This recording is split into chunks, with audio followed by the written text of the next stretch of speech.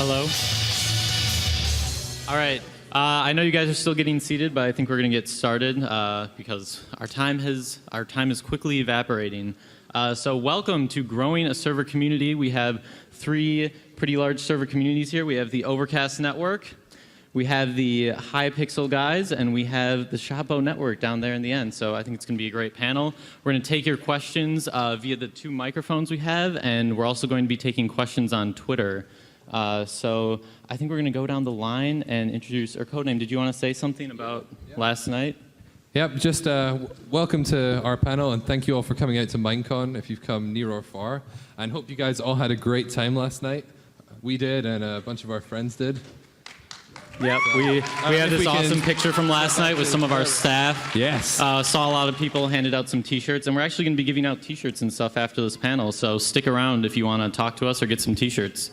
So let's start here. The Overcast Network you may have heard of. We specialize in sort of vanilla PvP with game modes like Destroy the Core, Team Deathmatch, other things like King of the Hill, and lots of different variety of game modes. So we're going to go down the line here, and I'm going to start. My name is Monsieur Apple in game, and I'm Tony in real life. And I sort of founded Overcast about 1.5 years ago on Twitch, and since then it's just kind of exploded over the past year, and I'm super excited to be here. So, Yukon, would you like to continue? Yeah, hello. Yukon Apple Geek. I'm a developer for Overcast Network, and I've been a part of their community since the very beginning, I think.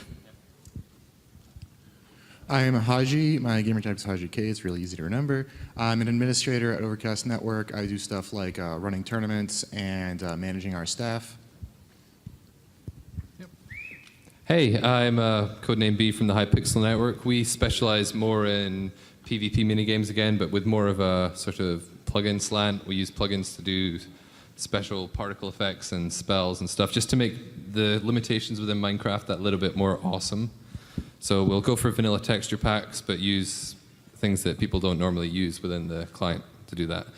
And yeah, I've been part of the team since its inception. In some way or another, I helped design the framework that runs us. And yeah.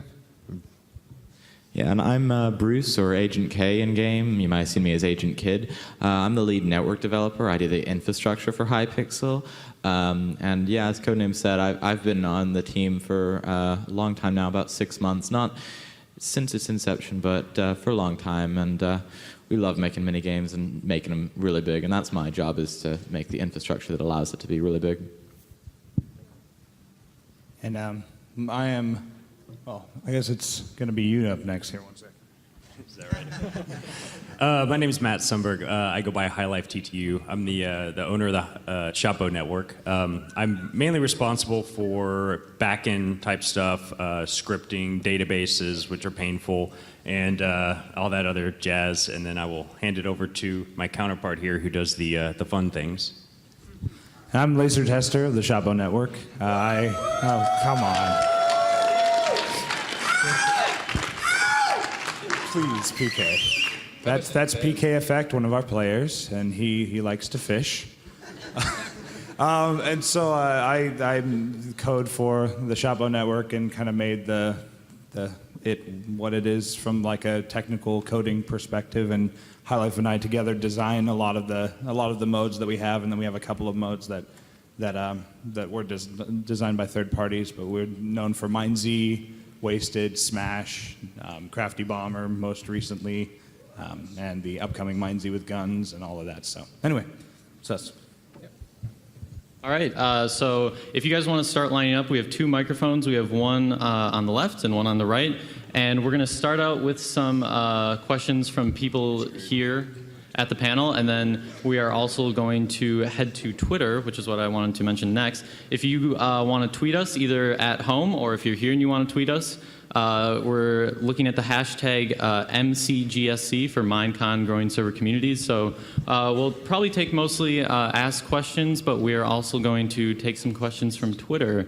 So let's get going here. Over there. Hi, I was wondering what your opinion was on like inside jokes on a server, because they're really fun once you're part of a community, but they sometimes make it harder to like starting out to kind of understand things. Also, happy birthday, Apple. Thank you. Thank you. It's not actually my birthday. That's an inside joke, which was part of his question. So does anyone want to answer this one? I think that's a great question because I think inside jokes can really bring a community together and really make everybody kind of have this sense of camaraderie. But yeah, I think coming into it can be really difficult. And I think a way to address that is kind of one thing that our faction server is kind of HC Factions has a lot of inside jokes that stem from the very competitive nature, and everybody spends countless hours doing stuff. And I know a lot of servers have that same structure. Like with a vanilla server, you're going to be there, so a lot of jokes come about. We actually have a player-run wiki where there are pages about some of these inside jokes, so you can actually research the history of the server, which then brings people, when they come in, they can read about the history, they can hear about people who used to be terrorizers of, and bringers down of nations, and I think that's a great way to overcome that barrier for new players, and it gives them some way to start involving themselves in the server, and it also makes your server have a rich history to kind of investigate and learn about. So. All right, let's go to the left. Okay, as a server owner myself, I currently pay $15 a month for my server, and it's kind of hard coming up with the income for that, and I was thinking of starting a sort of donation thing, which I know a lot of other servers do. But the only reason I don't want to do that is because I think it would make it unfair to other players that don't have the money to donate or simply don't want to. Yeah, that's actually a fantastic question, mostly because when I started Overcast Network a year and a half ago, it was actually from my own pocket, and we didn't accept any monetary, there was nothing you could buy, there was no way to donate. Shortly after that, though, we actually added our shop page, which was a donation page, and we actually had an amazing influx from the community. You didn't get anything in game from donating other than recognition. But we had an awesome influx from all the users that love to play on our server, and it helped us cover our costs 2 times over. It was actually really awesome to see the dedication that players will have to keep your server running because they love it so much. Thank you. All right, is Lee kicking about here? It's not Lee Bycraft. If you're here, wave your hand. No? Never mind. Oh yeah, if you can go see Lee, he'll give you a month of free premium for Bycraft as well. Okay. For getting you started. Thanks. All right, let's go back over to the right again. If you have a community and you have multiple Bungee servers, how can you connect more than one Bungee servers together? Well, for all of our systems, we use custom code for that. There are a couple plugins out there, and you can search them up on the Spigot website. And they just allow it to, talk to each other. But even then, you don't actually need that. If you just set them all to have the same configuration so that they go to the same servers, you don't actually need to connect them together. Just have multiple IP addresses on that one domain. So if you have a website address, for example, mc.hypixel.net, just have that connect to the several Bungee cords and then have them connect to your one server in the back. So that way you can connect multiple Bungee cords together. One thing I just want to add on that, the Spigot website, I think it's spigotmc.org, or maybe just spigotmc.org. They have a great forum community, and you can always feel free to ask questions there. A lot of us are around there quite often, so thank you. Thank you. And then, so we have a question from Twitter, which I think is pretty good. I'm going to read it out loud. It's from @MrMentalMatt, and it is, how would you say is the best way to get your community bigger on a small server/new server, but you don't have the money for advertising?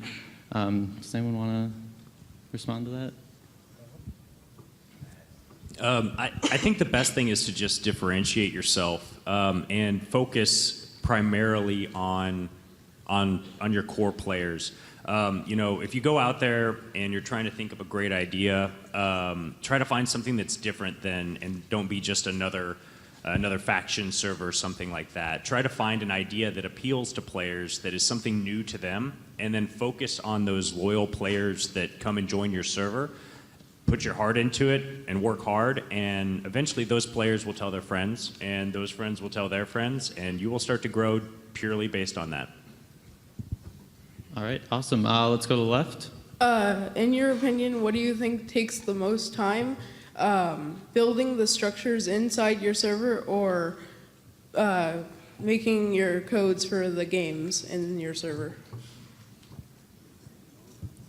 You know, I think that as far as time, it does depend on the things that you're doing, but from my experience, it takes longer to do the building aspect of it. It can be really hard to build something, because it's easy for, like, you know, as the programmer, you know, it's like it's easy for me to envision what I want it to look like, but building has to be, you know, there's not just one person that can just sit there and build all this stuff, because you're looking at something that, you know, your players are going to want to play. You're going to want to make it interesting, and so you've got a whole team, and I think that gets a little bit more complicated, because you're probably going to work with a team of 5, 6, 7 people, whereas developing you might be working with a team of 1 or 2, so it's easy to stay on track. So.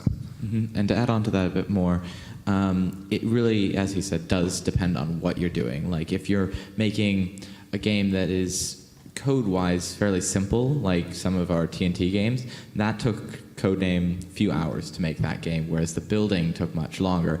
Where you have some other games like Vampire Z or Blitz or other games just from our server that are much, much more complex and took far longer to write the code and to debug the code, and that took a lot longer than it did to make the maps. So it really does depend on what the actual game that you're writing or plugin that you're writing is.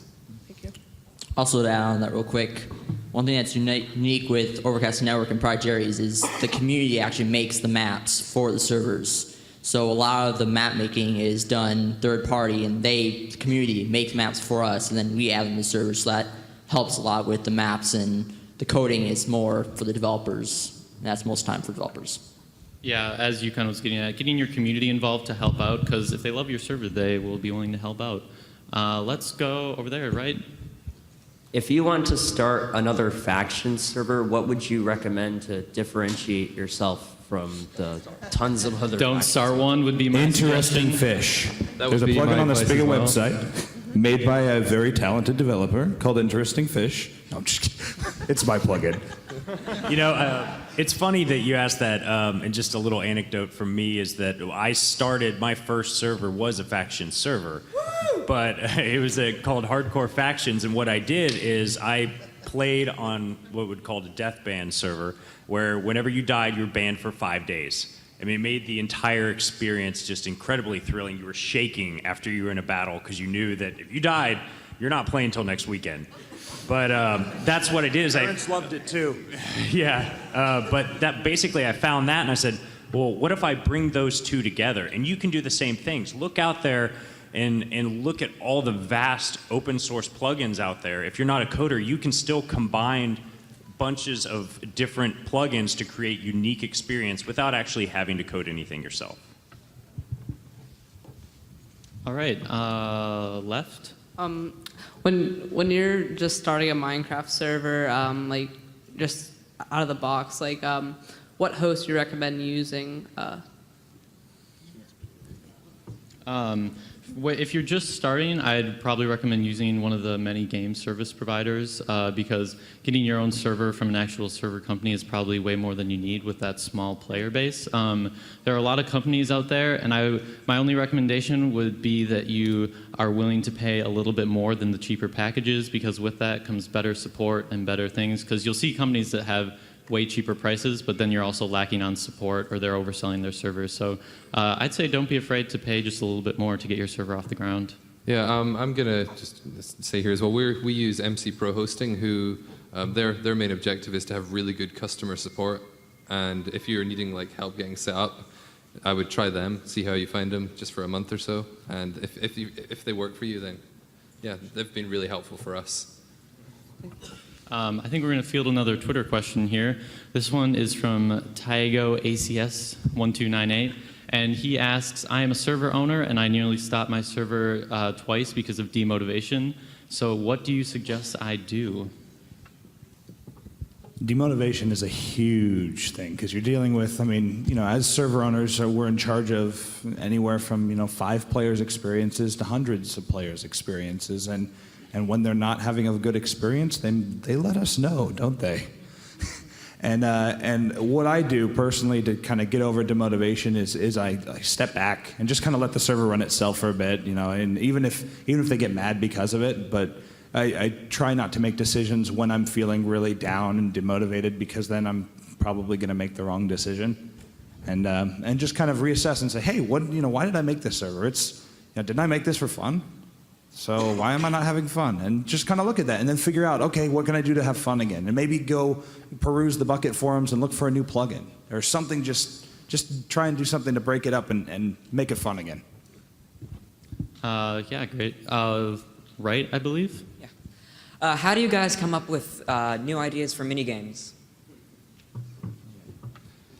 Well, there's a very broad spectrum of ways to get ideas. For us, Hypixel himself provides a lot of ideas, and we look to the community a lot for ideas, because for us at Hypixel we have our forums, and we have a forum just for new ideas, for new mini games or add-ons for old mini games. So just talk to your community, because your community members have tons of ideas. Just even in game, just say, hey guys, what do you think I should do to make the server better? What kind of new game should I make? And they will respond. They will give you tons of ideas. Yeah, probably better than your ideas. It's been that case in our community. Let's head to the left. I know hackers can be kind of an annoying setback, especially for PvP servers. Do you think that there's anything that Mojang could do to counter that, rather than always being the responsibility of the server admins? Well, to be honest, there are a couple things that Mojang could do, but they've already obfuscated the code. It's already very difficult without things like MCP to, make it, well, there are many things they could do to make it difficult to modify the game. And so from their perspective, they could implement something like Valve's VAC, but even then it's supposed to be a sandbox game where everybody can do what they want. And limiting players like that. There are servers that use hacked clients that, people are encouraged to go around and fly around using fly mods or just mess around, and it keeps the sandbox feel to it. So I don't think Mojang should or is going to apply limitations like that. They might ban an account for something very, very serious like legal stuff, but beyond that, I don't think there is anything that they should do. It should be the responsibility of the server, because it is the server owner's decision. We make the rules on our own servers, so we should decide what their punishment is, not Mojang.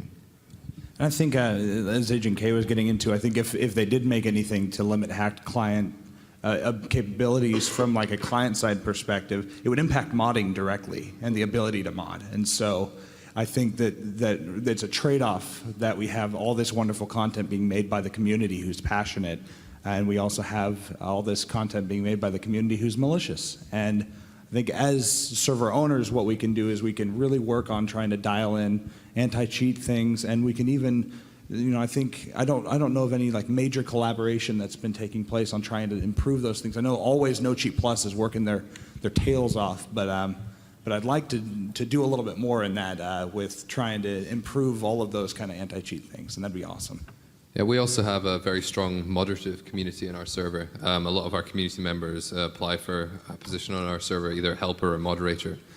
We have, what's the number, last count? I think it was somewhere around over 100 helpers and at least 4 dozen moderators on our staff, and they're on day and night, and they are, we have a couple of them here with us down there. And they help, So yeah, look to your community for help as well. Yeah, I think that talks a little bit about our next question from Twitter, which is from Blake Key, which says, what is a good strategy to find trustworthy staff members early on to build a team that will stick with the server? Look at how they act in the community. It's one of the big things. Is if they're really mature in the community and are helpful to people, they're probably going to continue that as a moderator. And you just gotta look at the community and also have other moderators suggest people for you and just give suggestions to it. there are a lot of really, really nice people out there that will just out of the goodness of their hearts or for whatever other reason, just help out other people. And those are the people that we look to become new moderators. Moderation is really, it's something that you can give to anyone that you trust. It's not something that is, an exclusive skill. It's just if you have friendly, nice people that really do want to help out, that's a good candidate for a moderator. Let's go to the guy in the Overcast shirt on the right. Hi. How do you get that cool plugin that makes it so that you can have the 1.6.2 guys with the 1.6.4 guys with the 1.7.2 guys? What plugin is that? We're going to field this over here, I think. Yeah. It's actually not a plugin. I wrote a large patch to Bungee Cord that helps sort of allow 1.7 clients to work with 1.6 servers. And I haven't decided yet if I'm going to release it, but essentially it's a Bungee Cord translation thing. So yeah, sorry, that's kind of not very much information, but let's go to the left. Good afternoon, High Life and Laser. Okay, so I know all of you deal with scalability, and Bungee is a big part of that. I'm too tall for this mic. What I'm wondering is, I just recently saw, I guess like 2 months ago, that Chapeau is making it so that their servers can go off and on depending upon the quantity of players on the network. Can you talk a little bit about how that helps your bottom line in terms of overall cost of running a network? Do you actually turn off physical machines, or are you just killing the threads? It really is just more about load balancing. So, if you try to have a dedicated box for every single game type that you have, then you're basically going to be paying for things that you're not necessarily using. So by spinning up, basically by sharing, I would say everybody here is using dedicated boxes. So the power of having a dedicated box is that we have full control over it. And so we're writing scripts in the back. I'm sure all of our processes are probably fairly different, but also very similar in the fact that we have boxes sharing different games as their needs.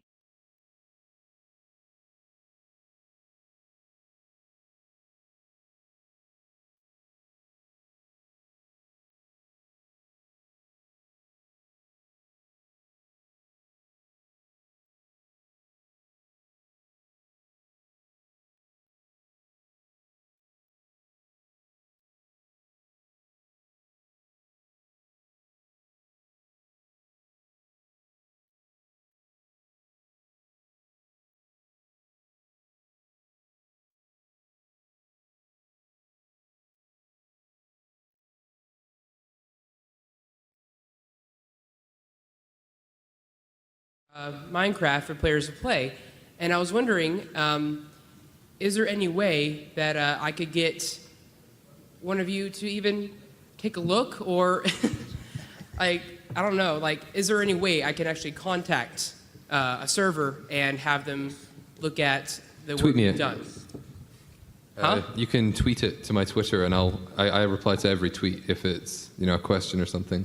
So it's Vlad to be here. That's VLAD to be here. Yeah, it was funny at the time.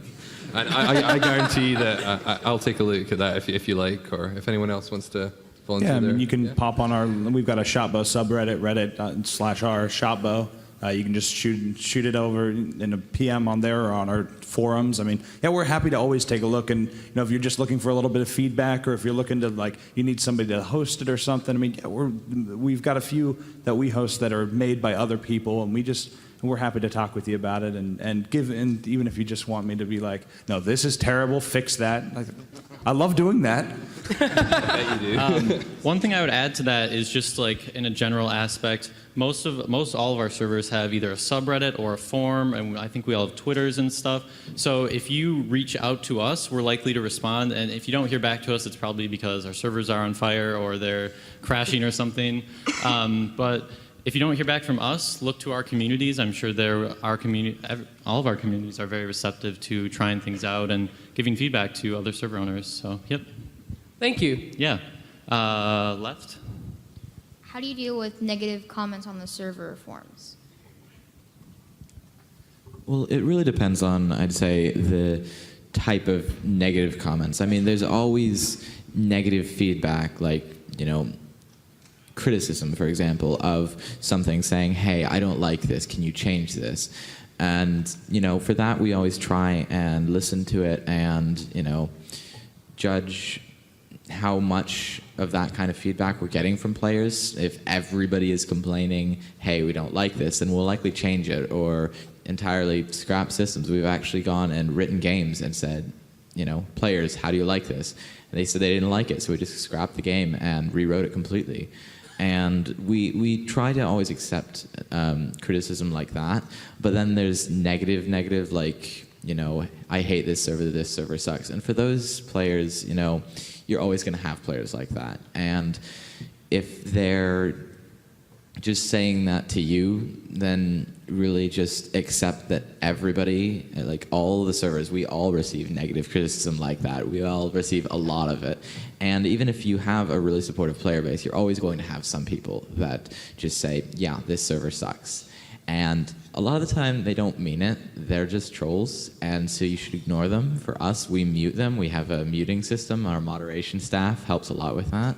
Just, eliminating spammers and people that are just there to just, make a negative feel. But other than that, negative criticism that is, good for you, rather, to help improve things, we always try and accept that. I just want to add, there are always going to be trolls. There are always going to be people that are just trying to be mean. But there are a lot of people that might come across as mean, but do have legitimate points. Maybe they're just frustrated. Try not to take things personally.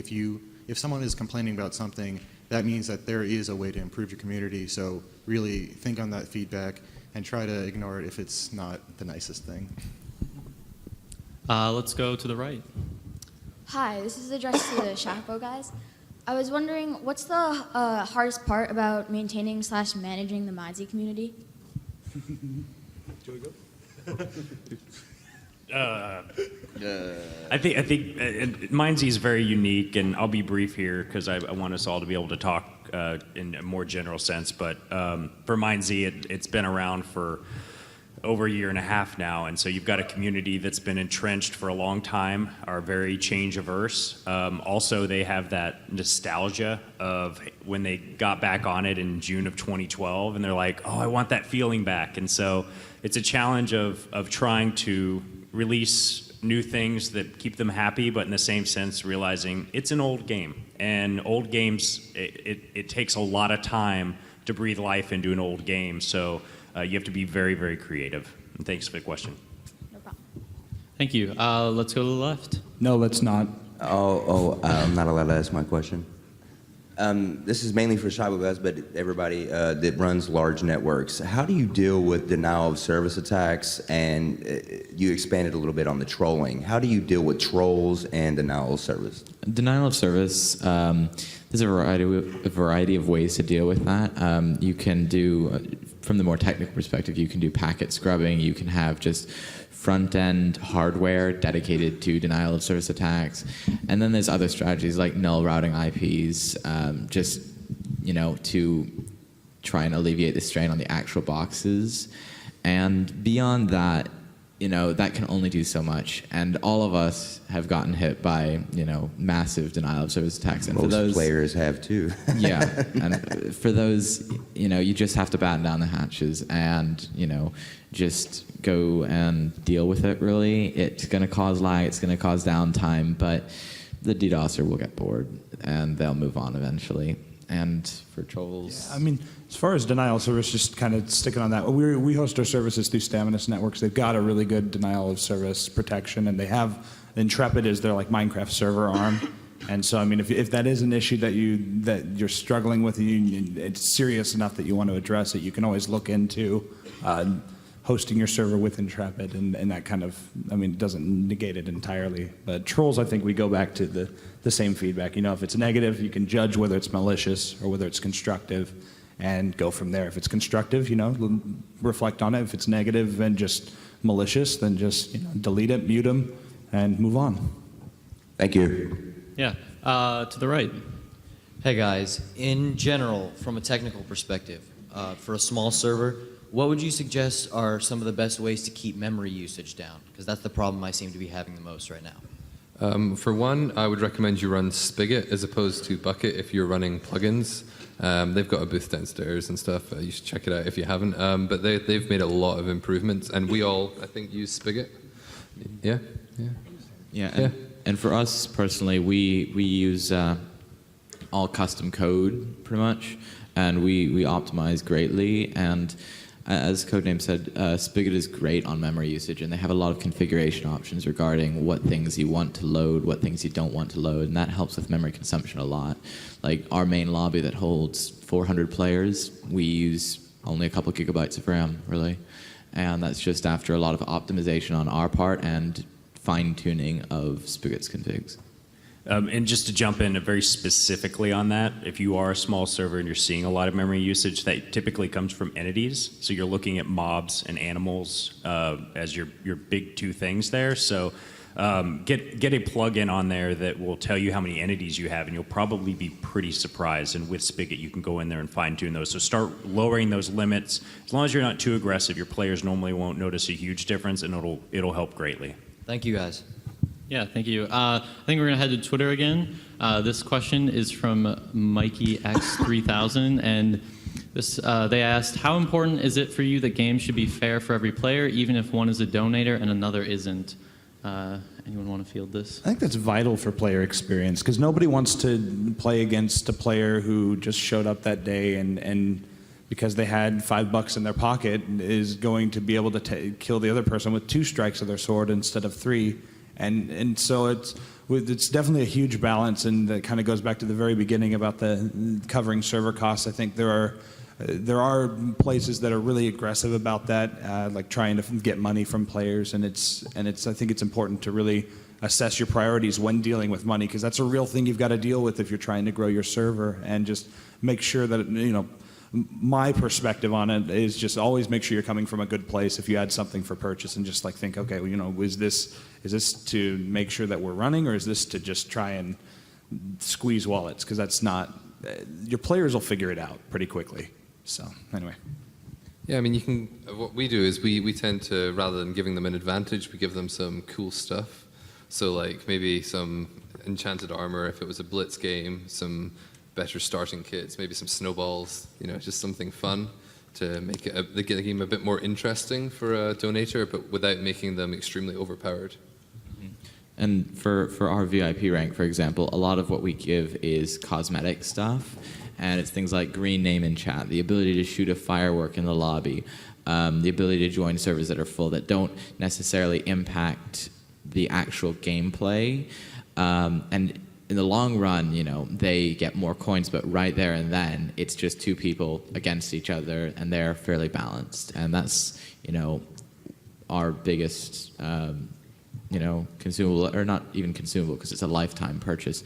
And, that's our way of keeping it fair, because right then and there, even if somebody joins the server that day and buys VIP that day, they're not going to be any more powerful than other people.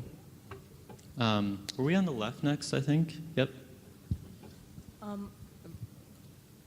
have a very small homemade server. I don't use any hosting. I just turn a spare computer into a little homemade server, and I can figure out how to put mods on it or plugins probably. But it took me, I tried a little bit, but I can't find it. How can you get mods? Like, I'm trying to get Mine and Blade on my server. It's a mod. I'm trying to get that on, but how do you get past that?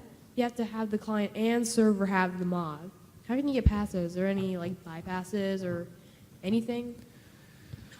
Well, from the modding perspective, if you're running an actual mod that requires a client mod, like any sort of mod where you're going and actually editing the Minecraft server jar, not plugins or Bucket or Spigot, you're going to have a client mod that works with that. And some mod packs or some individual mods they are compatible with not requiring the client mod, but a lot of them are, because if it adds new blocks and the other clients, the regular old vanilla clients, they don't have that block, they can't handle the data from it, so it requires the client mod.